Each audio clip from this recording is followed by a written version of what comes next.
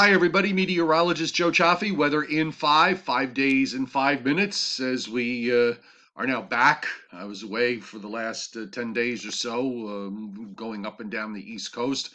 So we're going to get weather things back to normal today. And we are seeing a bit of a struggle.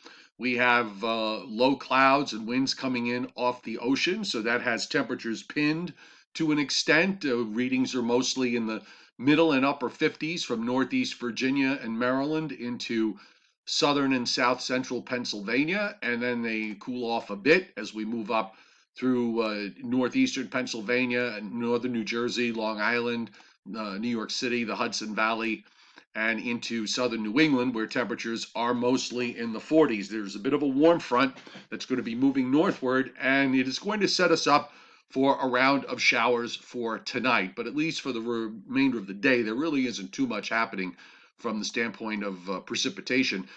Looking at the satellite loop this afternoon, a bit disjointed. We've got a couple of weather systems in play. We have cloudiness that's run out ahead and some low clouds that are covering us. And you can see down in parts of Virginia and in West Virginia and North Carolina, there's actually a fair amount of sunshine that has developed. So we're setting up a bit of a warm sector that goes back into the Tennessee Valley and into the Gulf states. Tropical moisture is surging out of the Pacific across Mexico and then streaming eastward.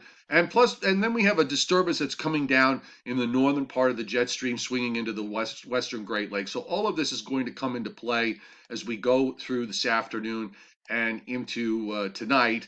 The Storm Prediction Center has really elevated the area of risk today, showing enhanced risk for parts of Arkansas to southern Missouri and into Kentucky and northwestern Tennessee. A larger area of slight risk, as you can see, and the marginal risk pushes up into western Virginia and into West Virginia.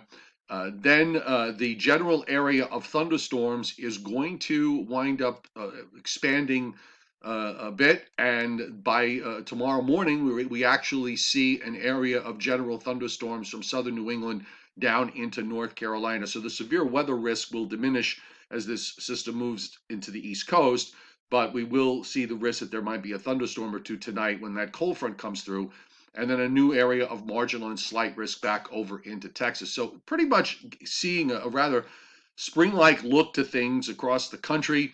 The midday radar showing some showers across the Great Lakes and down into the middle Mississippi Valley. Not seeing any severe weather rev up yet, but I think we're going to start to see that as we go into this evening and tonight. We also have continuing moisture and showers in the southwest, which has been ongoing there for a while. And here's how it's going to play out. So for the rest of today, it pretty much remains the same as we watch that warm front kind of struggle its way northward. And it may wind up getting through here very late tonight or first thing tomorrow morning around daybreak. You see, this is the 2 a.m. weather map on the GFS. And we've got our cold front that is running from this low. And then you've got all this frontal boundary that extends down into the system that's in the southwest. But this front this low is going to be moving up northeastward through Canada. We're going to have some of that warmer tropical air trying to surge up the eastern seaboard, and that sets us up for some downpours and perhaps some thunderstorms. But it looks like they really don't start to pop up until the early morning hours. After midnight, you start to see the areas getting generated. And then the main area comes in between 2 a.m. and about 9, 10 a.m. tomorrow morning. And the front looks pretty active here, that area of yellow indicating some heavier precipitation. So indeed, with the warmer air that's coming up, we'll probably see that chance for a shower or thunderstorm. Temperatures may actually rise overnight, and we may even get into the 60s briefly before that front goes through in most of the areas that we cover.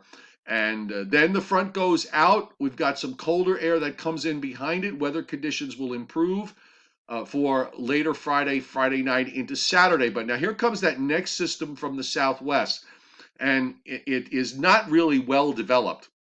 In fact, we pointed out yesterday that there's a big upper high that's building into the east. So this system tomorrow afternoon may actually be producing a little bit of snow or mixed precip up in parts of northern Missouri and through central Illinois, with some heavier rains to the south.